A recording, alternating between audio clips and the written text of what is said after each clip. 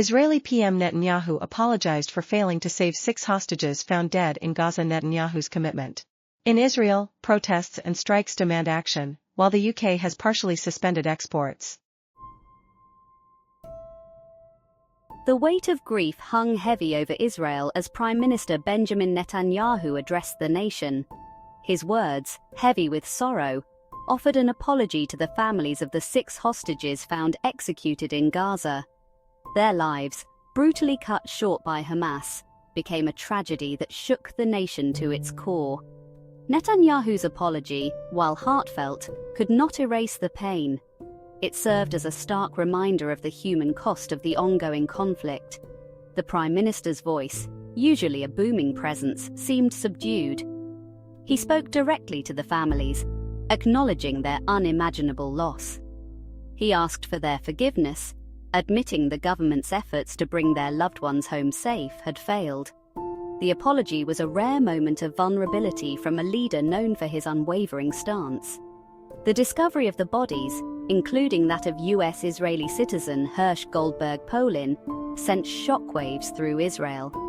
Found in a tunnel in Rafah, they bore the grim evidence of execution, reportedly killed days earlier. The news intensified the already volatile atmosphere.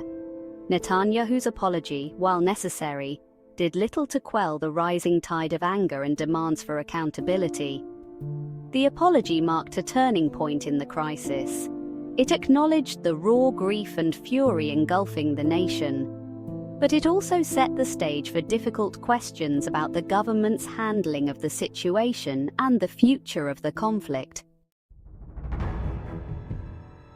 Even as he grappled with the hostage tragedy, Netanyahu remained firm on a contentious issue: control of the Philadelphia corridor. This narrow strip of land, a buffer zone between Egypt and Gaza, has become a focal point of the conflict. Netanyahu views it as a crucial security asset, a barrier against Hamas's smuggling operations. The Prime Minister argued that relinquishing control of the corridor is non-negotiable. It is, in his view, essential to preventing Hamas from obtaining weapons and launching attacks on Israel.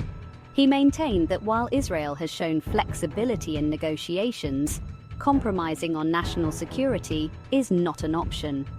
Netanyahu's stance underscores the complexities of the conflict. He is tasked with balancing the immediate crisis with long-term security concerns.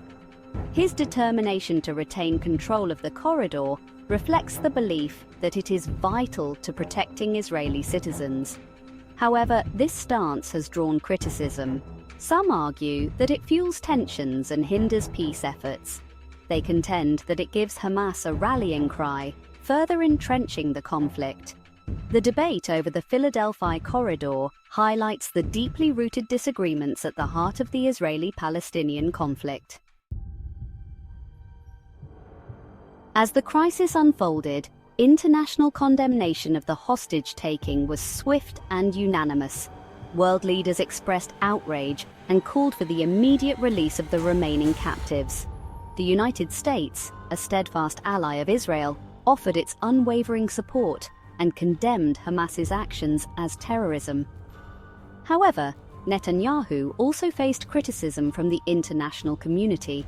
Some nations and organizations urged restraint in Israel's response, expressing concern over civilian casualties in Gaza. The United Nations called for a de-escalation of violence and a return to dialogue. Netanyahu pushed back against this pressure. He argued that the focus should remain squarely on Hamas, the perpetrators of the hostage-taking. He called for a united front against terrorism, urging the international community to hold Hamas accountable for its actions. The international response to the crisis highlighted the delicate balance Israel often navigates. It relies on international support, but also faces scrutiny for its actions in the conflict. Netanyahu's challenge is to maintain that support while defending Israel's right to defend itself. Section 4. From grief to fury, protests erupt across Israel. The hostage crisis ignited a wave of protests across Israel. Fueled by grief and anger, citizens took to the streets, demanding accountability from their government. The demonstrations reflected the raw emotions gripping the nation. People carried signs bearing the faces of the hostages, their grief palpable. The protests were not merely an outpouring of sorrow, they were also a cry for action, a demand for answers. Many questioned the government's handling of the situation, demanding to know how Hamas was able to capture Israeli citizens. They called for a strong response, for justice for the victims. The protests also exposed the deep political divisions within Israeli society. Opposition leaders seized on the crisis, criticizing Netanyahu's leadership. They argued that his policies had made the country less safe, putting citizens at risk. The protests served as a stark reminder of the immense pressure Netanyahu faces. He is tasked with navigating not only the external threat from Hamas, but also the internal divisions within his own country. The hostage crisis has become a lightning rod for broader anxieties and frustrations. Section 5. A race against time, the fate of the hostages. As the days turned into weeks, the fate of the remaining hostages hung in the balance. The world watched with bated breath, hoping for their safe return. Negotiations shrouded in secrecy offered a glimmer of hope, but the path to a resolution remained treacherous. Netanyahu vowed to continue the fight to bring every hostage home. He pledged to use all means necessary, diplomatic and military, to secure their release. His words offered a measure of reassurance, but the uncertainty cast a long shadow. The situation on the ground remained volatile.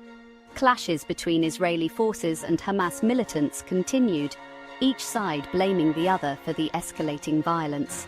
The sounds of explosions and gunfire served as a constant reminder of the fragility of the situation. The hostage crisis has become a defining moment for Netanyahu and for Israel. It has tested the country's resolve, exposed its vulnerabilities, and deepened its divisions.